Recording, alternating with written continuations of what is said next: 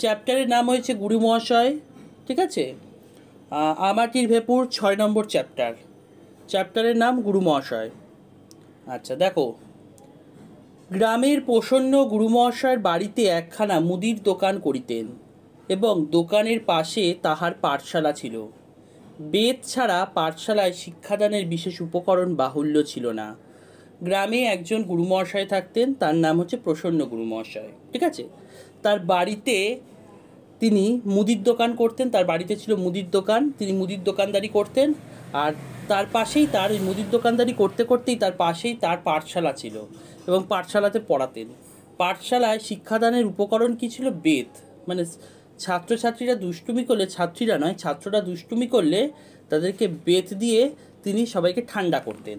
ঠিক আছে, এবারে দেখো, পৌষ মাসের দিন অপু সকালে লেপ মুড়ি দিয়া রৌদ্র উঠিবার অপেক্ষায় বিছানায় শুইয়াছিল। মা আসিয়া ডাকিল, অপু ওঠ, শিগগির করে, আজ তুমি যে পাঠশালায় পড়তে যাবে। অর্থাৎ মা এসে অপুকে বলছে, অপু তাড়াতাড়ি শিগগির করে উঠে পড়ো, আজকে তুমি পাঠশালায় পড়তে যাবে। অর্থাৎ শীতকাল, পৌষ মাসের কথা বলা হচ্ছে। অপুর লেপ মুড়ি দিয়ে শুয়েছিল, যখন রৌদ্র উঠবে তখন সে ঘুম থেকে উঠবে। এদিকে মা এসে বলছে অপুকে, তুমি ওঠো, আজকে তুমি পাঠশালায় পড়তে যাবে। কেমন সব বই আনা হবে তোমার জন্যে? স্লেট? হ্যাঁ, ওঠো, মুখ ধুয়ে নাও, উনি তোমায় সঙ্গে করে নিয়ে পাঠশালায় দিয়ে আসবেন। উনি বলতে এখানে হরিহরের কথা বোঝানো হয়েছে। ঠিক আছে, উনি তোমায় সঙ্গে করে নিয়ে পাঠশালায় দিয়ে আসবেন। পাঠশালার নাম শুনিয়া অপু চোখ দুটি তুলিয়া অবিশ্বাসের দৃষ্টিতে মার মুখের দিকে চাহিয়া রইল। তাহার ধারণা ছিল যে যাহারা দুষ্টু ছেলে, মার কথা শোনে না, ভাই বোনদের সঙ্গে মারামারি করে, তাহাদেরই শুধু পাঠশালায় পাঠানো হইয়া থাকে। কিন্তু সে তো কোনোদিনই ওরূপ করে না। তবে কেন পাঠশালায় যাইবে? অপুর মনে পাঠশালা সম্পর্কে একটা নেগেটিভ ধারণা ছিল। কি ধারণা ছিল? যারা দুষ্টু ছেলে, যারা মার কথা শোনে না, যারা ভাই বোনদের সঙ্গে মারামারি করে, তাদেরই শুধু পাঠশালায় পাঠানো হয়ে থাকে। ঠিক আছে, কিন্তু অপু তো এরকম কিছু করেনি, তাহলে অপুকে কেন পাঠশালায় পাঠানো হচ্ছে? তাই অপু অবাক হয়ে অবিশ্বাসের দৃষ্টিতে মায়ের মুখের দিকে তাকিয়ে থাকে। খানিক পরে সর্বজয়া পুনরায় আসিয়া বলিল, ওঠো অপু, মুখ ধুয়ে নাও, তোমায় অনেক করে মুড়ি বেঁধে দেবো এখন, পাঠশালায় বসে বসে খেও এখন, ওঠো লক্ষ্মী মানিক। মায়ের কথার উত্তর সে অবিশ্বাসের সুরে বলিল, ইহ। পরে সে মায়ের দিকে চাইয়া জিভ বাহির করিয়া চোখ বুজিয়া এক প্রকার মুখভঙ্গি করিয়া রইল, উঠিবার কোনো লক্ষণ দেখাইল না। মানে মা যেহেতু তাকে পাঠশালায় পাঠাবে বলছে, সেই জন্য অপু কোনোভাবেই সেখান থেকে উঠতে চাইছে না, মানে সে যাবে না পাঠশালায়, ইচ্ছা নেই তার যাওয়ার। কিন্তু অবশেষে বাবা আসিয়া পড়াতে অপুর বেশি জোড়াজুড়ি খাটিল না, যাইতে হইল। মার প্রতি অভিমানে তাহার চোখে জল আসিতেছিল। মানে মার প্রতি অভিমান কেন করেছিল? অপুর মনে যে ধারণাটা ছিল, যারা দুষ্টু ছেলে হয়, যারা মারামারি করে, যারা কারোর কথা শোনে না, বাবা মার কথা শোনে না, তাদের পাঠশালায় পাঠানো হয়। এটাই মায়ের প্রতি অভিমান করে, বাবার মুখের ওপরে তো বেশি কথা বলতে পারে না, তাই মায়ের প্রতি অভিমান করে অপুর চোখে এক প্রকার জল আসতেছিল। খাবার বাঁধিয়া দিবার সময় বলিল, আমি কখনো আর বাড়ি আসছি নে দেখো। লাইনটা আন্ডারলাইন করো, আমি কখনো আর বাড়ি আসছি নে দেখো। অর্থাৎ অপু কিন্তু তার মাকে এরকমভাবে বলে গেল যে আমাকে তুমি পাঠশালায় পাঠাচ্ছ তো, আমি আর কখনো বাড়ি আসছি না দেখো। 60 বাড়ি আসবি নাকি? ও কথা বলতে নেই, ছি। সর্বজয়া বলল, যা, ওরকম কথা কখনো কেউ মুখে আনে? ওরকম কথা বলতে নেই। পরে তাহার চিবুকে হাত দিয়া চুমু খাইয়া বলিল, খুব বিদ্যে হোক, ভালো করে লেখাপড়া শিখো, তখন দেখবে তুমি কত বড় চাকরি করবে, কত টাকা হবে তোমার, কোনো ভয় নেই। ওগো, তুমি গুরুমহাশয়কে বলে দিও যেন ওকে কিছু না বলে। লাইনটা আন্ডারলাইন করো, যেন ওকে কিছু না বলে। অর্থাৎ সর্বজয়া ছেলেকে পাঠশালায় যাওয়ার আগে আদর করছে, আদর করে বলছে ওরকম কথা বলতে আছে, খুব ভালো করে পড়াশোনা করো, তুমি অনেক বড় হবে, অনেক টাকা হবে, তুমি বড় চাকরি করবে। ঠিক আছে, অর্থাৎ বলে তারপরে ঈশাকে, হরিহরকে বলছে, মানে তার স্বামীকে বলছে যে তুমি গুরুমহাশয়কে বলে দিও ওকে যেন কিছু না বলে। তারপরে দেখো পাঠশালার দৃশ্য। পাঠশালায় পৌঁছিয়া দিয়া হরিহর বলিল, ছুটির সময় আমি আবার এসে তোকে বাড়ি নিয়ে যাব অপু, বসে বসে লেখো, গুরুমহাশয়ের কথা শুনো, দুষ্টুমি করো না যেন। অর্থাৎ হরিহর ছেলেকে বুঝিয়ে দিল, পাঠশালায় গুরুমহাশয় যা বলবে তাই করো, বসে বসে লেখো, এখানে কোনো রকম কোনো দুষ্টুমি করো না, ঠিক আছে। খানিকটা পরে পিছন ফিরিয়া অপু চাহিয়া দেখিল বাবা ক্রমে পথের বাঁকে অদৃশ্য হইয়া গেল। লাইনটা আন্ডারলাইন করো। খানিকটা পরে পিছন ফিরিয়া অপু চাইয়া দেখলো, কি দেখলো, বাবা অপুকে পাঠশালায় দিয়ে ফিরে যাচ্ছে, এবং অপু মানে পেছন ফিরে চেয়ে দেখলো বাবা যে পথ দিয়ে চলে যাচ্ছিল সেই পথ দিয়ে যেতে যেতে বাবা অদৃশ্য হয়ে গেল, মানে কোথায় একটা অনেকটা দূর চলে গেছে, অপু আর দেখতে পাচ্ছে না বাবাকে। আচ্ছা, পাঠশালাটা অপুর কাছে একটা নতুন জায়গা। পাঠশালাটা যেহেতু অপুর কাছে একটা নতুন জায়গা, তাই সেটা অপুর কাছে অকুল সমুদ্র বলে মনে হয়েছে। অকুল সমুদ্রে সে অনেকক্ষণ মুখ নিচু করিয়া বসিয়া রইল। অকুল সমুদ্র বলতে এখানে পাঠশালাকে বোঝানো হয়েছে। অকুল সমুদ্রে সে অনেকক্ষণ মুখ নিচু করিয়া বসিয়া রইল। লাইনটা আন্ডারলাইন করে রাখো। পরে ভয় মুখ তুলিয়া চাহিয়া দেখিল গুরুমহাশয় দোকানের মাচায় বসিয়া দাড়িতে সৈন্দব্য লবণ ওজন করিয়া কাহাকে দিতেছে। তারপরে মুখ তুলে কি দেখছে, গুরুমহাশয় পাঠশালায় দোকানের মাচায় বসে কি করছে, সৈন্দব্য লবণ ওজন করছে, ওজন করে কাউকে দিচ্ছে। কয়েকটি বড় বড় ছেলে আপন আপন চাটাইয়ে বসিয়া নানারূপ কুৎসর করিয়া কি পড়িতেছে ও ভয়ানক দুলিতেছে। কয়েকটা বড় বড় ছেলে মানে উপর থেকে বয়সে বড় ছেলে চাটাইয়ের ওপরে বসে, নিজের নিজের চাটাইয়ের ওপরে বসে মানে আসনের ওপরে বসে কুৎসর করিয়া মানে কোনো রকম বিদঘুটে স্বর করে কিরম কিরম পড়ছে এবং ভয়ানক দুলছে এবং পড়ছে, ঠিক আছে। তাহার অপেক্ষা আর একটু ছোট একটি ছেলে দেওয়ালে ঠেস দিয়ে আপন মনে পাত্তারির তালপাতা মুখে পুড়িয়া চিবাইতেছে। অর্থাৎ ওপর থেকে বয়সী একটা ছোট ছেলে দেওয়ালে ঠেস দিয়ে তালপাতা চিবাচ্ছিল। আর একটি বড় ছেলে তাহার গালে একটা বড় আঁচিল, একটা বড় ছেলেও তার পাশে বসেছিল যার গালে একটা বড় আঁচিল ছিল। সে দোকানের মাচার নিচের দিকে চাইয়া কি লক্ষ্য করিতেছে। সে কি করছে, গুরুমহাশয় যে দোকানের মাচার ওপরে বসে সৈন্দব্য লবণ বিক্রি করছিল সেই দোকানের মাচার দিকে চেয়ে কি লক্ষ্য করছে। তাহার সামনে দুজন ছেলে বসিয়া স্লেটে একটা ঘর আঁকিয়া কি করিতেছে। তাদের সামনে আবার দুটো ছেলে বসে কি করছে, স্লেটের মধ্যে একটা ঘর এঁকে কি করছে, ঠিক আছে। মানে স্লেটের মধ্যে কাটাকুটি খেলা খেলছে, অ্যাকচুয়ালি ঘর কেটে কেটে খেলা খেলছে, ওটাই অপু দেখছে। পাঠশালায় তো অনেক ছেলেরা বসে আছে, কে কি করছে সেটা বলছে। একজন চুপি চুপি বলিতেছিল, এই আমি ঢেড়া দিলাম। অন্য ছেলেটি বলিতেছিল, এই আমার গোল্লা।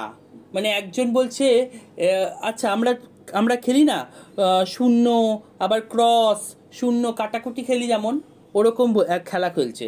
বলছে এই আমি ঢেড়া দিলাম, আরেকজন বলছে এই আমি শূন্য দিলাম, ঠিক আছে, এই আমার গোল্লা। সঙ্গে সঙ্গে তাহার স্লেটে আঁক পাড়িতেছিল এবং বলছিল, এবং তারা সঙ্গে সঙ্গে আঁক পাড়ছিল, মানে স্লেটের মধ্যে ওরকম আঁকাআঁকি করছিল। ও মাঝে মাঝে আর চোখে বিক্রয়রত গুরুমহাশয়ের দিকে চাইয়া দেখেছিল, এবং ওরা আবার খেলছিল। এবং তোমরা যেমন ক্লাসে যেটা করো, তোমরা যেমন ক্লাসের টিচার যখন পড়ায় মাঝে মাঝে যেটা করো, টিচারের দিকে একবার তাকাও এবং আপন মনে খেলতে থাকো, ওরাও ওরকম খেলছিল এবং গুরুমহাশয়ের দিকে মাঝে মাঝে চেয়ে চেয়ে দেখছিল। অপু নিজের স্লেটে বড় বড় করিয়া বানান লিখিতে লাগিল। অপু নিজের যে স্লেটটা ছিল সেখানে বড় বড় করে বানান লিখছিল। কতক্ষণ পরে ঠিক জানা যায় না, গুরুমহাশয় হঠাৎ বলিলেন, এই ফনে স্লেটে ওসব কি হচ্ছে রে। সম্মুখে সেই ছেলে দুটি অমনি স্লেটখানা চাপা দিয়া ফেলিল, কিন্তু গুরুমহাশয়ের সৈন্য দৃষ্টি এড়ানো বড় শক্ত। সৈন্য দৃষ্টি মানে তীক্ষ্ণ দৃষ্টি, গুরুমহাশয়ের চোখের তীক্ষ্ণ দৃষ্টি এড়ানো বড় শক্ত। গুরুমহাশয় দেখে ফেলেছে ওরা কি একটা কাজ করছে। তিনি বললেন, এই সতে ফনের স্লেটটা নিয়ে আয় তো। তাহার মুখের কথা শেষ হইতে না হইতেই বড় আঁচিলওয়ালা ছেলেটা ছো মারিয়া স্লেটখানা উঠাইয়া লইয়া গিয়া দোকানের মাচার উপর হাজির করিল। অর্থাৎ গুরুমহাশয় যখন বলছে ও কি করছে, স্লেটটা নিয়ে আয় তো, ওই যে আঁচিলওয়ালা বড় ছেলেটা বসেছিল ও করলে কি ওর কাছ থেকে স্লেটটা ছো মেরে নিয়ে গিয়ে গুরুমহাশয়ের কাছে মাচার উপরে হাজির করলো। এসব কি খেলা হচ্ছে স্লেটে? সতে ধরে নিয়ে আয় তো দুজনকে, কান ধরে নিয়ে আয়। গুরুমহাশয় কি হুকুম দিচ্ছে, বলছে সতেকে, সতে বলে একটা ছেলের নাম, বলছে ওকে ধরে নিয়ে আয় তো, কান ধরে ধরে নিয়ে আয়। যেভাবে বড় ছেলেটা ছো মারিয়া স্লেট লইয়া চলিয়া গেল এবং যেভাবে বিষণ্ণ মুখে সামনের ছেলে দুটি পায়ে পায়ে গুরুমহাশয়ের কাছে যাইতেছিল, তাহাতে হঠাৎ অপুর বড় হাসি পাইল। মানে বড় আঁচিলওয়ালা ছেলেটাকে ছো মেরে স্লেটটা নিয়ে যেতে দেখেছে অপু, তারপরে ওদেরকে কান ধরে নিয়ে আসতে বলেছে। ওরা যেভাবে একটু একটু করে টুরু মশাইয়ের দিকে আসছিল, সেটা দেখে অপুর একটু হাসি পেয়েছে। সে ফিক করিয়া হাসিয়া ফেলিল। পরে খানিকটা হাসি চাপিয়া রাখিয়া আবার ফিক ফিক করিয়া হাসিয়া উঠিল। অর্থাৎ অপু ওটা দেখে হাসি পেয়েছে, ও হেসে উঠেছে। অপু তো অত শত বোঝে না, কাউকে শাস্তি দিলে যে হাসতে নেই, ওই জন্য অপুর হাসি পেয়েছে, ও হেসে ফেললো। আবার হাসি চেপে রেখে আবার ফিক ফিক করে হেসে উঠল। গুরুমহাশয় বললেন, হাসে কে রে? হাসছ কেন খোকা? এটা কি নাট্যশালা? এটা নাট্যশালা নাকি? অর্থাৎ গুরুমহাশয় অপুকে বলছে, তুমি হাসছো কেন খোকা? এটা কি নাট্যশালা? এখানে কি নাটক হচ্ছে? নাট্যশালা মানে থিয়েটার, যেখানে নাটক বলতে থিয়েটারকে বোঝানো হয়। অর্থাৎ যেখানে থিয়েটার অভিনীত হয় তাকে বলা হয় নাট্যশালা। ঠিক আছে? বলছে এখানে কি নাটক অভিনয় করা হচ্ছে, তুমি এখানে হাসছো, এটা কি নাট্যশালা? নাট্যশালা কি অপু তাহা বুঝিতে পারিল না। অর্থাৎ অপুর এটা বোধ নেই যে নাট্যশালা কাকে বলে, নাট্যশালা কোনটা সেটা কিন্তু অপু জানে না। তাই অপু কিন্তু বুঝতে পারলো না নাট্যশালা কি। কিন্তু ভয়ে তাহার মুখ শুকাইয়া গেল। কিন্তু গুরু মহাশয় যেহেতু বকা দিয়ে বলেছে, এই জন্য ভয় পেয়ে অপুর মুখটা শুকিয়ে গেল। সতে একখানা থান ইট নিয়ে এসো তো তেঁতুলতলা থেকে, বেশ বড় দেখে। গুরু মহাশয় কি বলছে? সতেকে একটা থান ইট নিয়ে আসো তেঁতুলতলা থেকে, বেশ বড় দেখে। সতে একখানা থান ইট নিয়ে এসো তেঁতুলতলা থেকে, বড় দেখে একটা থান ইট নিয়ে এসো। অপু থান ইট, ইট ইট মানে বড় বড় ইটের কথা বোঝানো হচ্ছে। থান ইট নিয়ে এসো তেঁতুলতলা থেকে। অপু ভয়ে আড়ষ্ট হইয়া উঠিল, তাহার গলা পর্যন্ত কাঠ হইয়া গেল। অপু কি ভয়ে আড়ষ্ট হয়ে গেল কেন? অপু ভেবেছে থান ইট দিয়ে হয়তো গুরু মহাশয় অপুকে শাস্তি দেবে, তাই অপুর ভয়ে বুক কাঠ হয়ে গেল। কিন্তু ইট আনা হইলে সে দেখিল ইটের ব্যবস্থা তাহার জন্য নহে। ইটটা যখন আনা হলো তখন অপু বুঝতে পারলো যে ইটটা অপুর জন্য আনা হয়নি, ওই ছেলে দুটির জন্য, মানে যারা ওই কাটাকুটি খেলছিল ওদের ওই ছেলে দুটির জন্য আনা হয়েছে। বয়স অল্প বলিয়াই হোক বা নতুন ভর্তি ছাত্র বলিয়াই হোক, গুরুমশাই সে যাত্রা তাহাকে রেহাই দিলেন। লাইনটা আন্ডারলাইন করো। অর্থাৎ অপু ভাবলো যে আমি কি এখানে সবার থেকে ছোট বলে, নাকি আমি আজকে নতুন ভর্তি হয়েছি বলে গুরুমশাই কিন্তু আজকে আমাকে কিছু বললেন না, রেহাই দিলেন। ঠিক আছে? গুরুমহাশয় একটা খুঁটি হেলান দিয়া একখানা তালপাতার চাটাইয়ের উপর বসিয়া থাকেন। গুরুমহাশয় কীভাবে বসে থাকেন? গুরুমহাশয় একটা খুঁটিতে হেলান দিয়ে একটা তালপাতার চাটাইয়ের উপর বসে থাকেন। মাথার তেলে বাঁশের খুঁটির মাথার তেলে বাঁশের খুঁটির হেলান দেওয়ার অংশটা পাকিয়া গিয়াছে। বিকেলবেলা প্রায় গ্রামের দিনুপালিত কি রাজু রায় তাহার সহিত গল্প করিতে আসেন। পড়াশোনার চেয়ে ওই গল্প শোনা অপুর অনেক বেশি ভালো লাগিত। অপু সবসময় দেখো, অল্পুর মধ্যে আমরা একটা কল্পনাপ্রবণ মানসিকতা লক্ষ্য করেছি, অপুর মধ্যে আমরা গল্প শোনার প্রবণতার একটা লক্ষ্য করেছি। আমরা দেখেছি এর আগের অধ্যায়গুলোতে অপু মায়ের কাছে কুরুক্ষেত্র যুদ্ধের কথা শুনেছে, অপু মায়ের কাছে ব্যঙ্গমী রাজপুত্রদের গল্পের কথা শুনেছে, নানান ধরনের গল্পের জিনিস অপুর মনের মধ্যে ক্রিয়া করতো। তাই পাঠশালায় যখন দিনুপালিত বা রাজু রায় যখন কি করতো, গুরু মহাশয়ের সঙ্গে গল্প করতে আসতো, সেই গল্পের প্রতি কিন্তু অপুর একটা আকর্ষণ ছিল। অপুর গল্প শুনতে ভালো লাগতো। গল্পটা হয়তো গুরু মহাশয়ের সঙ্গে তারা করতেন, কিন্তু অপু হাঁ করে শুনতো। রাজু রায় মহাশয় প্রথম কি করিয়া আশারু হাটে তামাকের দোকান খুলিয়াছিলেন সে গল্প করিতেন। অর্থাৎ রাজু রায় গ্রামেরই একজন লোক, যে গুরু মহাশয়ের সঙ্গে গল্প করতে আসতেন, তিনি কিভাবে আশারু হাটে তামাকের দোকান খুলেছিলেন সে গল্প করতেন। অপু অবাক হইয়া শুনিত। বেশ কেমন নিজের ছোট্ট দোকানের ঝাঁপ তুলিয়া বসিয়া বসিয়া দা দিয়া তামাক কাটা, তারপর রাত্রে নদীতে যাওয়া, ছোট্ট হাঁড়িতে মাছের ঝোল ভাত রাঁধিয়া খাওয়া, হয়তো মাঝে মাঝে তাদের সেই ছেঁড়া মহাভারতখানা কি বাবার সেই দাশুরায়ের পাঁচালিখানা মাটির প্রদীপের সামনে খুলিয়া বসিয়া পড়া, বাহিরে অন্ধকার বর্ষা রাতে টিপটিপ বৃষ্টি পড়িতেছে, কেহ কোথাও নাই, পিছনের ডোবায় ব্যাঙ ডাকিতেছে, কি সুন্দর, বড় হইলে সে তামাকের দোকান করিবে। অর্থাৎ রাজু, এখানে দেখো আমরা দেখতে পাচ্ছি যে এখানে মাঝে মাঝে যে রাজু রায় আশারুহাটে কীভাবে তামাকের দোকান খুলেছিল, রাজু রায় যখন গল্প করতো সেই গল্পের জিনিসগুলো, মানে কীভাবে সেই দোকানে ঝাঁপ তুলে বসে বসে দা দিয়ে তামাক কাটতো, তারপরে রাত্রে নদীতে যাওয়া, ছোট্ট হাঁড়িতে ভাত রান্না করে খাওয়া, ছেঁড়া কাশিদাস বা ছেঁড়া মহাভারতখানা সে পড়া, দাশুরায়ের পাঁচালিখানা প্রদীপের সামনে খুলিয়া বসিয়া পড়া, এবং অন্ধকারে বর্ষা রাতে টিপটিপ করে বৃষ্টি পড়ছে, কেউ কোথাও নেই, পিছনের ডোবায় ব্যাঙ ডাকছে, এই জিনিসগুলো অপুকে খুব আকর্ষণ করতো। অপু তাই মনে মনে ভাবতো বড় হলে সে তামাকের দোকান করবে। এই গল্পগুজব একদিন আবার ভাব ও কল্পনার সর্বোচ্চ স্তরে উঠিত। এই জিনিসগুলো, গল্পগুলো শুনতে শুনতে অপুর এই কল্পনাপ্রবণ মানসিকতা, কল্পনাপ্রবণতা একটা সর্বোচ্চ স্তরে উঠে যেত। গ্রামের ওপাড়ার রাজকৃষ্ণ সান্যাল মহাশয় যেদিন আসিতেন, অর্থাৎ রাজকৃষ্ণ সান্যালের কাছ থেকে গল্প শুনতে অপুর আরও বেশি ভালো লাগতো। অর্থাৎ সেই গল্পগুলো অপুর মনে কল্পনাপ্রবণতাকে আরও বেশি বাড়িয়ে দিত। যে কোনো গল্প হোক, যত সামান্যই হোক না কেন, সাজাইয়া বলিবার ক্ষমতা তাহার ছিল অসাধারণ। অর্থাৎ গল্পকে ভালো সাজিয়ে বলতে পারতো রাজকৃষ্ণ সান্যাল, আন্ডারলাইন করে রাখো। গল্প সাজাইয়া বলিবার ক্ষমতা তাহার ছিল অসাধারণ। সান্যাল মশাই দেশ ভ্রমণের বাতিগ্রস্ত ছিলেন। অর্থাৎ দেশ ভ্রমণ করতে কে ভালোবাসতেন? সান্যাল মশাই দেশ ভ্রমণের বাতিগ্রস্ত ছিলেন। কোথায় দ্বারকা, কোথায় সাবিত্রী পাহাড়, কোথায় চন্দ্রনাথ, তাহা আবার একা দেখিয়া তাহার তৃপ্তি হইত না। প্রতিবার স্ত্রীপুত্র লইয়া যাইতেন এবং খরচপত্র করিয়া সর্বশান্ত হইয়া ফিরিতেন। দিব্য আরামে নিজের চণ্ডীমণ্ডপে বসিয়া থেলোহুকা টানিতেছেন। মনে হইতেছে সান্যাল মশাইয়ের মতো নিতান্ত ঘরোয়া, সেকেলে পাড়াগে প্রচুর অবসরপ্রাপ্ত গৃহস্থ বেশি আর বুঝি নাই।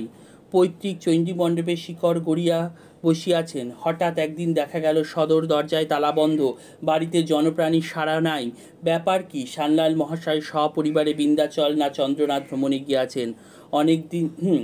অনেক দিন আর দেখা নাই। হঠাৎ একদিন দুপুরবেলা ঠক ঠক শব্দে, ঠুক ঠুক শব্দে লোক সবিস্ময়ে চাইয়া দেখিল, দুই গরুর গাড়ি বোঝাই হইয়া সান্যাল মশাই সপরিবারে বিদেশ হইতে প্রত্যাগমন করিতেছেন ও লোকজন ডাকাইয়া হাঁটু সমান উঁচু জলবিছুটি অর্জুন গাছের জঙ্গল কাটিতে কাটিতে বাড়ি ঢুকিতেছেন। অর্থাৎ অপু দেখতে পেতেন মাঝে মাঝে সান্যাল মশাই আসতেন এবং গল্প করতেন। সান্যাল মশাইয়ের কাছ থেকে রাজকৃষ্ণ সান্যাল মশাইয়ের কাছ থেকে গল্প শুনতে অপুর খুব ভালো লাগতো। এই সান্যাল মশাইকে দেখে অপুর মনে হতো এ নিতান্ত গ্রাম্য ব্যক্তি, এ কখনো কোথাও হয়তো যায় না, কখনো চণ্ডীমণ্ডপে বসে থাকে, আরাম করছে চণ্ডীমণ্ডপে বসে। কিন্তু তার দেশ ভ্রমণের একটা বাতিক ছিল। এই আজকে দেখলো সে চণ্ডীমণ্ডপে বসে আছে, একা একাই হুকো টানছে, কাল থেকেই হঠাৎ করে দেখলো সে আর নেই। সে তার সপরিবারকে নিয়ে কোথায় হয়তো ঘুরতে চলে গেছে, সপরিবারকে নিয়ে কোথায় হয়তো ঘুরতে চলে গেছে, এবং নয় বিন্ধ্যাচলে গেছে, নয় চন্দ্রনাথ ভ্রমণে গেছে, এরকম কোথাও না কোথাও ঘুরতে চলে গেছে। অনেক দিন তারা দেখা পাওয়া গেল না। আবার অনেক দিন পর যেন দেখা গেল যে তারা ঘুরে ফিরে বাড়ি ফিরেছে, সমস্ত কিছু খরচাপাতি করে ঘুরে ফিরে যখন বাড়ি ফিরছে তখন দেখলো বাড়ির সামনে জঙ্গল হয়ে গেছে। সেই জঙ্গল কাটতে কাটতে, জলবিছুটি অর্জুন গাছের জঙ্গল কাটতে কাটতে তারা বাড়ি ঢুকছে। একটা মোটা লাঠি হাতে তিনি লম্বা লম্বা পা ফেলিয়া পাঠশালায় আসিয়া উপস্থিত হইতেন। এই যে প্রসন্ন, কীরকম আছো? বেশ জাল পেতে বসেছ যে, কটা মাছি পড়লো? অর্থাৎ সান্যাল মশাই এসে কি বলতেন, একটা বড় লম্বা লাঠি ঠুকতে ঠুকতে আসতেন, এসে গুরু মহাশয়কে বলতেন। গুরু মহাশয়ের নাম যেহেতু প্রসন্ন তাই বলতেন, এই যে প্রসন্ন, কেমন আছো? বেশ জাল পেতে বসেছো যে। অর্থাৎ জাল পেতে বসেছো যে মানে তুমি পশার জাগিয়ে বসেছো। একদিকে তুমি বিক্রি করছো, দোকান চালাচ্ছ, অন্যদিকে তুমি পাঠশালাও চালাচ্ছ, বেশ জাল পেতে বসেছো যে। কটা মাছি পড়লো মানে কটা স্টুডেন্ট ভর্তি হলো, কটা শিক্ষার্থী তোমার পাঠশালায় ভর্তি হলো। নামটা মুখস্থরত অপুর মুখ অমনি অসীম আহ্লাদে উজ্জ্বল হইয়া উঠিত। সান্যাল মশাই যেখানে তালপাতার চাটাই টানিয়া বসিয়াছেন, সেখানে হাতখানেক জমি উৎসাহে সে আগাইয়া বসিত। অর্থাৎ যেখানে সান্যাল মশাই এসে বসতো তালপাতার চাটাই নিয়ে, অপু তার দিকে একটু এগিয়ে গিয়ে বসতো যাতে ভালো করে গল্প শুনতে পারে। আগাইয়া বসিত, স্লেট বই মুড়িয়া এক পাশে রাখিয়া দিত। যেন আজ ছুটি হইয়া গিয়াছে, আর পড়াশোনার দরকার নাই, যেন আজ ছুটি হইয়া গিয়াছে, লাইনটা আন্ডারলাইন করো। অর্থাৎ অপু ওখানে গিয়ে একটু এগিয়ে বসতো যাতে গল্প শুনতে পায়। অপুর মনে হতো আজকে আর পড়াশোনা করবো না, আজকে শুধুই গল্প শুনবো, আর পড়াশোনার দরকার নেই। সঙ্গে সঙ্গে তাহার ডাগর এবং উৎসুক চোখ দুটি গল্পের প্রত্যেক কথা যেন দুর্ভিক্ষের ক্ষুধার আগ্রহে গিলিত। অর্থাৎ তিনি কি বলছেন, তিনি কি তার অভিজ্ঞতার কথা বলছেন, কি গল্প করছেন, প্রত্যেকটা যেন মানে দুর্ভিক্ষের সময় মানুষ না খেতে পেয়ে পেয়ে যখন হট করে খাবার পায়, যেমন মানুষ গোগ্রাসে খায়, সেরকমই সান্যাল মশাইয়ের কাছ থেকে গল্প যখন উনি যে কথাগুলো বলছেন, উনি যে গল্পগুলো বলছেন, সেই জিনিসগুলো যেন দুর্ভিক্ষের ক্ষুধার মতো অপু যেন গোগ্রাসে গিলছে। এক একদিন রেল ভ্রমণের গল্প উঠিত। কোথায় সাবিত্রী পাহাড় আছে, তাহাতে উঠিতে তাহার স্ত্রীর কীরকম কষ্ট হইয়াছিল। নভিগহায় পিণ্ড দিতে গিয়া পাণ্ডার সাথে হাতাহাতি হইবার উপক্রম। কোথায় এক জায়গায় একটা খুব ভালো খাবার পাওয়া যায়, সান্যাল মশাই নাম বলিলেন প্যাড়া। নামটা শুনিয়া অপুর ভারী হাসি পাইয়াছিল। বড় হইলে সে প্যারা কিনিয়া খাইবে, লাইনটা আন্ডারলাইন করো, বড় হইলে সে প্যারা কিনিয়া খাইবে। অর্থাৎ সান্যাল মশাইয়ের কাছ থেকে বিভিন্ন জায়গায় বিভিন্ন ধরনের গল্প এবং শুনতো, এবং একটা খাবার নাম তার খুব ভালো লেগেছিল, যেটার নাম হচ্ছে প্যারা। অপু মনে করেছে বড় হলে সে প্যারা কিনে খাবে। কোন দেশে সান্যাল মশাই একজন ফকিরকে দেখিয়াছিলেন, সে এক অসত্য গাতলায় থাকিত, এক ছিলিম গাঁজা পাইলে সে খুশি হইয়া বলিত, আচ্ছা কোন ফল তোমরা খাইতে চাও বলো। পরে ঈপ্সিত ফলের নাম করিলে সে সম্মুখে কোনো একটা গাছ দেখাইয়া বলিত, যাও ওখান হইতে লইয়া আসো। লোকে গিয়া দেখিত হয়তো আম গাছে বেদানা ফলিয়া আছে, কিংবা পেয়ারা গাছে কলার কাঁদি ঝুলিয়া আছে। রাজু রায় বলিতেন, ওসব মন্তরতন্ত্রের খেলা আর কি, সেবার আমার এক মামা, বলে রাজু রায় আবার গল্প শুরু করতো। সান্যাল মশাই নিজের কথা বলতেন কোথাও তিনি ঘুরতে গেছেন, সেখানে একটা মানুষকে দেখতে পেয়েছেন, একটা সন্ন্যাসীকে দেখতে পেয়েছেন, যে এক ছিলিম গাঁজা পেলেই সন্তুষ্ট থাকতো, এবং তিনি যে তাকে দিত গাঁজা, তাকে সে বলতো তুমি কি ফল চাও বলো। ধরো সে সাপোজ বলে আমি আম চাই, বলছে সামনে যে বেদানা গাছটা আছে ওখানে যাও, দেখো গিয়ে বেদানা গাছে আম ফলে আছে। এরকম ধরনের গল্প করতো, গল্পের কথা, ঠিক আছে। এবং এই সব গল্প শুনে রাজু রায় বলতো এগুলো হচ্ছে কিসের কথা, মন্ত্রতন্ত্রের কথা, বলে রাজু রায় আবার নিজের একটা মন্ত্রতন্ত্রের কথা এরকম ধরনের গল্প বলা শুরু করলো। কি বলে, সেবার আমার এক মামা দিনুপালিত কথা চাপা দিয়া বলিল, মন্ত্রের কথা যখন ওঠালে তখন একটা গল্প বলি শোনো। রাজু রায় যখন শুরু করছে, সেবার আমার মামা বলে একটা তার মামার কথা বলতে শুরু করছে, তখন দিনুপালিত ওখানে যে ছিল, দিনুপালিত, রাজু রায়, রাজকৃষ্ণ সান্যাল, তিনজনের নাম আমরা পেয়েছি। দিনুপালিত বলে যে ছিল, সে তার কথা চাপা দিয়ে বলল, মন্ত্রের কথা যখন ওঠালে তখন একটা গল্প বলি শোনো। গল্প নয়, আমার সচক্ষে দেখা। বেলডাঙার বুড়ো গাড়োয়ানকে তোমরা দেখেছো কেউ? তাহলে কিসের কথা বলছে? বেলডাঙার বুড়ো গাড়োয়ানের কথা বলছে। গাড়োয়ান মানে যে গরুর গাড়ি চালায়, বা গরুর গাড়ি নিয়ে টেনে টেনে নিয়ে যায়, বা চালনা করে, তাকে বলছে গাড়োয়ান। বেলডাঙার বুড়ো গাড়োয়ানকে তোমরা দেখেছো কেউ? 100 বছর বয়সে মারা যায়। তাহলে 100 বছর বয়সে কে মারা গেছিল? বেলডাঙার বুড়ো গাড়োয়ান, মনে রাখবে। তোমরা দেখেছো কেউ? 100 বছর বয়সে মারা যায়। মারা গিয়েছে আজ 25 বছরের ওপরে। জোয়ান বয়সেও আমরা তার সঙ্গে হাতের কবজির জোরে পেরে উঠতাম না। বলছে জোয়ান বয়সেও কিন্তু তিনি বৃদ্ধ, কিন্তু আমরা যখন জোয়ান ছিলাম তখনও কিন্তু তার হাতের কবজির সঙ্গে পেরে উঠতাম না। একবার অনেক কালের কথা, আমার তখন সবে হয়েছে 19-20 বছর বয়স, 19-20 বয়সে। অর্থাৎ যখন এখানে দিনুপালিত 19-20 বছর বয়সের ছিল, সেই সময়ের কথা বলছে। যখন দিনুপালিতের বয়স ছিল 19-20 বছর, সে সময়ের কথা বলছে। সেই সময় বেলডাঙার বুড়ো গাড়োয়ানকে নিয়ে একটা কথা বলছে। কি বলছে? চাকদা থেকে গঙ্গা চান করে গরুর গাড়ি করে ফিরছি।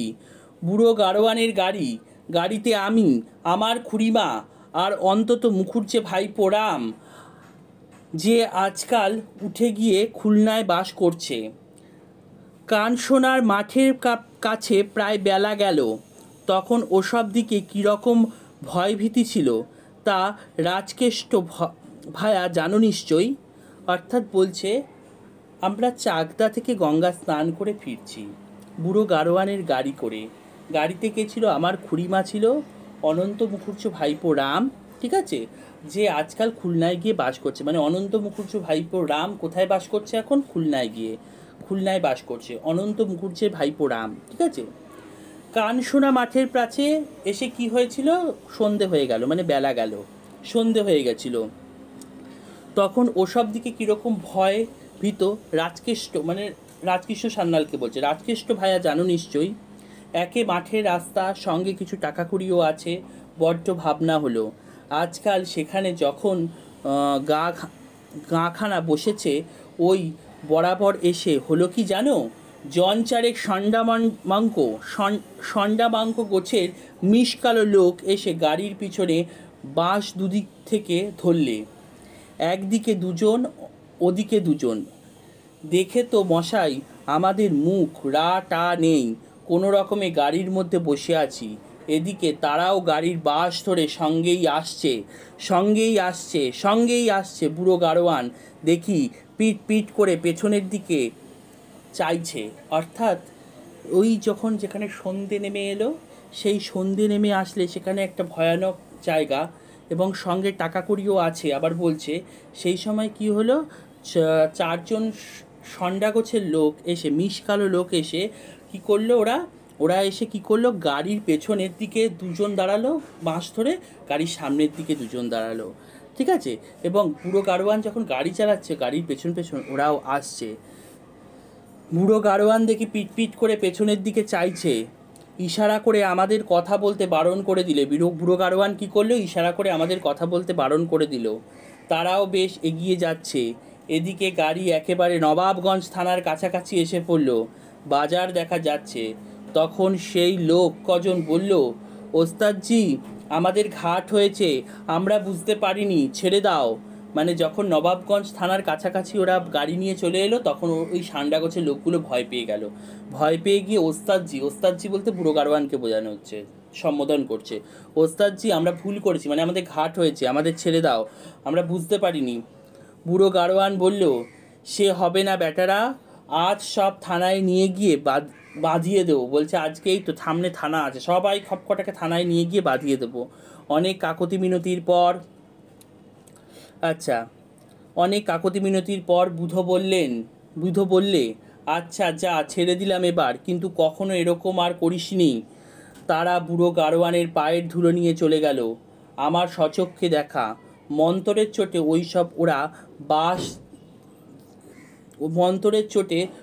ওরা বাস এসে ধরেছে, এমনি ধরে রয়েছে, ছাড়বার সাধ্য নেই। ওই যে মন্ত্রতন্ত্রের কথা বলছিল না, মানে বুড়ো গাড়োয়ান এক প্রকারে এখানে বলতে চাইছে যে বুড়ো গাড়োয়ান এক ধরনের মন্ত্রতন্ত্র জানতো। ওরা যখন গাড়িটাকে হামলা করবে বলে সামনের দিকে দুজন পেছনের দিকে দুজন বাঁশ ধরেছে, বুড়ো গাড়োয়ান হয়তো পেছনের দিকে চোখ পিট করে চাইছিল, হয়তো এমনই কিছু মন্ত্রতন্ত্র বুড়ো গাড়োয়ান উচ্চারণ করেছে যে মন্ত্রতন্ত্রের চোটে ওরা বাসটাকে আর ছাড়তে পারছে না, বাসটাকে ধরেই রয়েছে। গাড়িও যাচ্ছে, ওরাও ওই সঙ্গে সঙ্গে যাচ্ছে, একদম নবাবগঞ্জ থানা অবধি গেছে ওরকম করে। এবং নবাবগঞ্জ থানার কাছাকাছি এসে ওরা যখন এরকম কাকুতি মিনতি করছে, আমাদের ছেড়ে দাও, আমরা ভুল হয়েছে, আমরা ঠের হয়েছে, আর এরকম করবো না, তখন পুরো গাড়োয়ান ওদেরকে বলল একদম থানায় নিয়ে গিয়ে বেঁধে দেবো। তখন ওরা যখন প্রচণ্ড পরিমাণে কাকুতি মিনতি করছে, তখন পুরো গাড়োয়ান ওদেরকে ছেড়ে দিল এবং বললে আর এরকম করিস নি, ঠিক আছে। মন্তরচন্ত্রতে ওই যে ওরা বাস এসে ধরেছে, এমনই ধরেই রয়েছে, আর ছাড়বার সাধ্য নেই। চলেছে গাড়ির সঙ্গে, একেবারে পেরেক আটা হয়ে গিয়েছে। মানে ওরা যে বাঁশ ধরেছে, বাঁশের মধ্যে যেমন পেরেক আটলে পেরেকটা যেমন বাঁশ থেকে খুলে যায় না, সেরকমই ওরাও ওরকম পেরেকের মতো বাঁশের মধ্যে আটকে গেছে।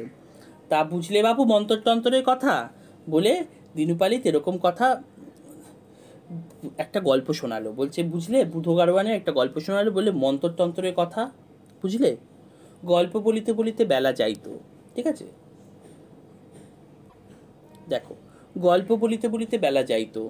পাঠশালার চারপাশের বন জঙ্গলে অপরাহ্নের রাঙা রৌদ্র বাঁকাভাবে আসিয়া পড়িত। কাঁঠাল গাছের, ডগমুগুর গাছের ডালে ঝোলা গুলঞ্চলতার গায়ে টুনটুনি পাখি মুখ উঁচু করিয়া দোল খাইত। পাঠশালা ঘরের বনের লতা পাতার গন্ধের সঙ্গে তালপাতার চাটাই, ছেঁড়া খোড়া বই দপ্তর, পাঠশালার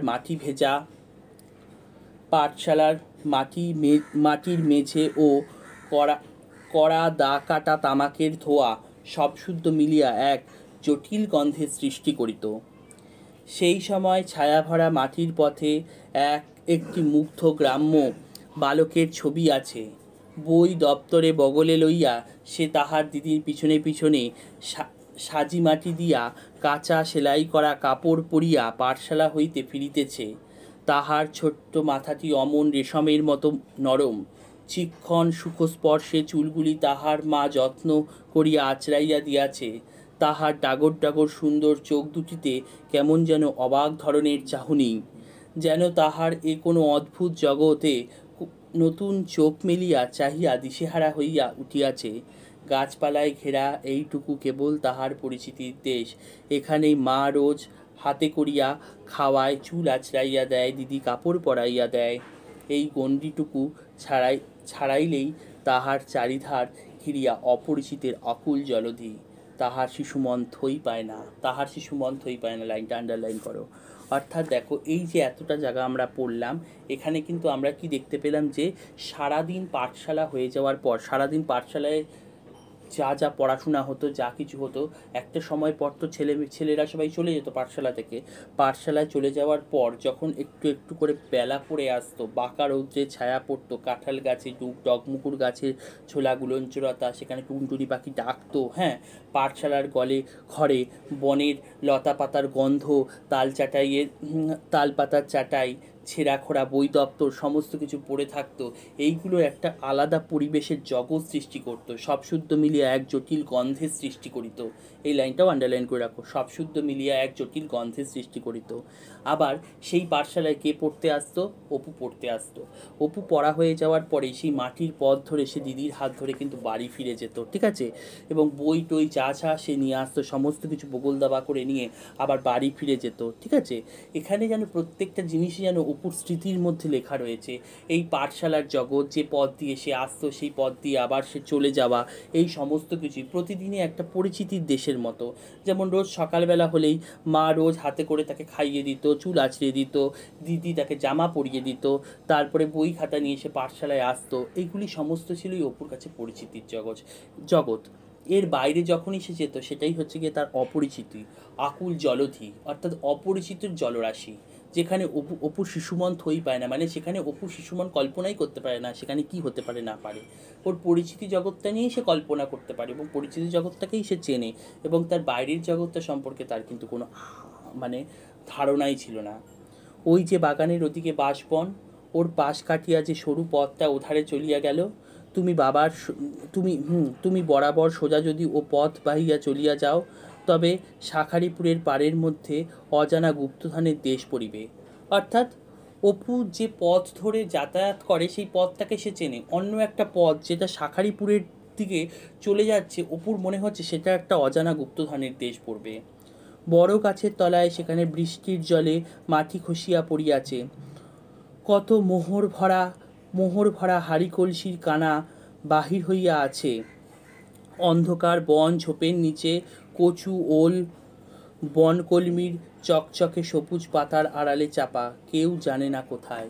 অর্থাৎ অপুর সেখানে মনে হতো সেই যে পথটা বেয়ে চলে গেছে শাখারিপুরের দিকে, সেইখানে গেলে সেখানে হয়তো কতগুলো হাড়ি কলসি ভরা ভরা কানা কানা মোহর পাওয়া যাবে। অন্ধকার ঝোপের নিচে কচু ওল বনকলমির হচ্ছে চকচকে সবুজ পাতার আড়ালে চাপা আছে, সেটা হয়তো কেউ জানে না।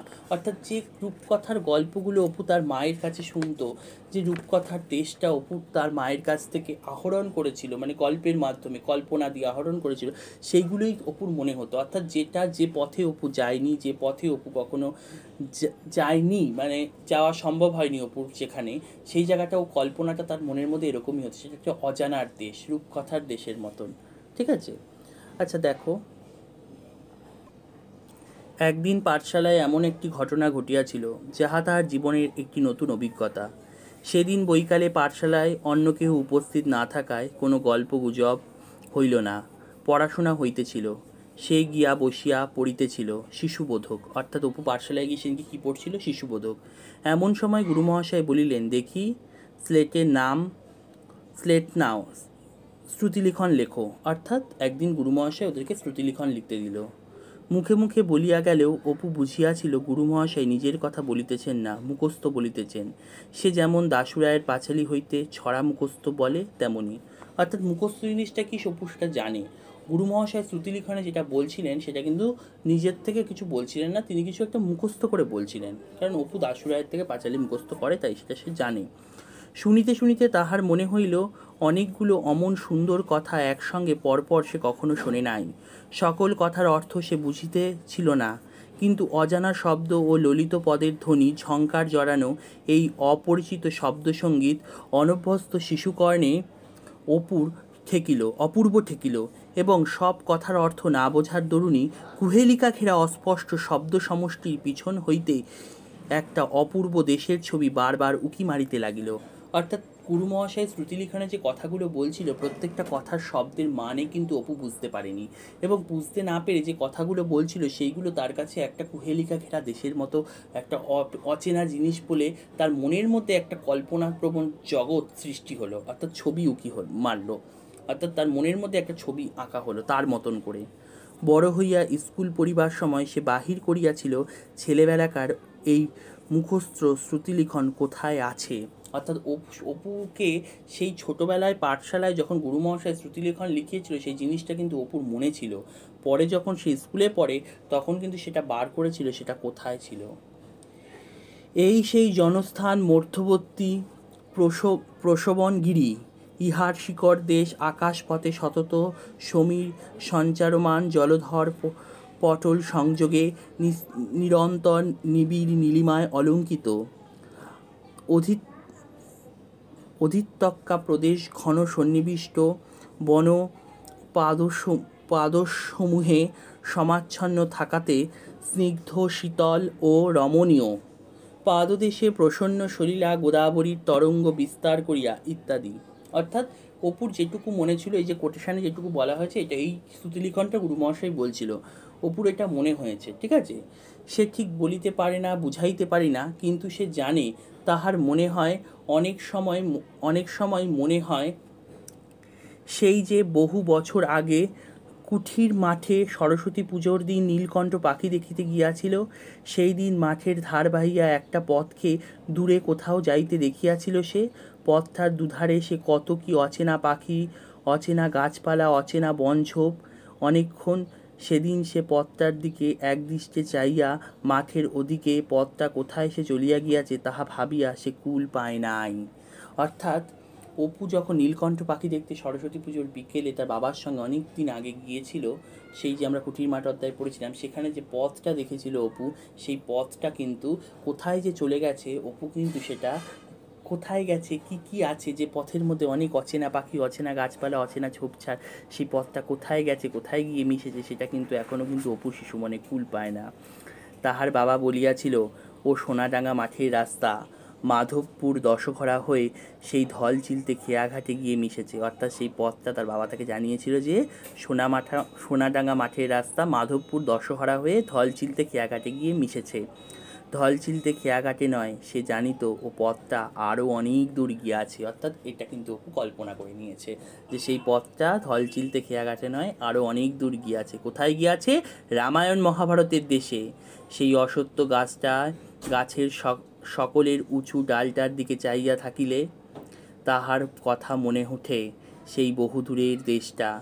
শ্রুতিলিখন শুনিতে শুনিতে সেই 2 বৎসর আগে দেখা পথটার কথাই তাহার মনে হইয়া গেল। অর্থাৎ অপু যে গুরুমহাশয়ের কাছে যে শ্রুতিলিখন লিখছিল, সেইটা শুনতে শুনতে কিন্তু অপুর সেই পথের কথা মনে পড়েছিল। অর্থাৎ কল্পনাটা না, মানুষের মনে এইটা শুনতে শুনতে অপুর মনে যে একটা কল্পনার জগৎ সৃষ্টি হয়েছে, সেই কল্পনাটা অপুর যে কুঠির মাঠ দেখতে গিয়ে যে পথটা দেখেছিল, সেই পথের সঙ্গে কল্পনাটা তার মিলে যায়। সেই পথের কথা মনে হলো। ওই পথের ওধারে অনেক দূরে কোথায় সেই জনস্থান মধ্যবর্তী পশুবিনীগিরি। অপু সেখানে মনে হচ্ছে সেই পথে কোথায় সেই জনস্থান, হয়তো সেই পথ ধরে গেলে সেখানে সেই পশুবিনীগিরি পাওয়া যাবে। বনঝোপের স্নিগ্ধ গন্ধে না জানার ছায়া নামিয়া আসার ঝিকিমিকি সন্ধ্যায় সেই স্বপ্নলোকের ছবি তাহাকে অবাক করিয়া দিল। কত দূরে সেই প্রসবনগিরির উন্নত শিখর, আকাশ পথে সতত সঞ্চারমান মেঘমালার যাহার প্রশান্ত নীল সৌন্দর্য সর্বদা আবৃত থাকে, সে বড় হইলে যাইয়া দেখিবে। অর্থাৎ অপুর কিন্তু এখানে মনে হচ্ছে যে সেই পথটা ধরে গেলে সেখানে সেই গুরুমহাশয় শ্রুতিলিখনে যে প্রসবনী গিরির কথা বলেছিলেন, অর্থাৎ গোদাবরী নদীর উৎসস্থলের কথা বলেছিলেন, সেই পথটা ধরে গেলে হয়তো সেটা সে দেখতে পাবে। অর্থাৎ সে আবার মনে মনে এটাও স্থির করে নিয়েছে সে বড় হলে গিয়ে সেটা সে সেখানে গিয়ে দেখবে। এই হচ্ছে গুরুমহাশয় অধ্যায়। গুরুমহাশয় অধ্যায়টা কিন্তু আমরা দেখতে পাচ্ছি যে এখানেই শেষ হয়ে যাচ্ছে, ঠিক আছে।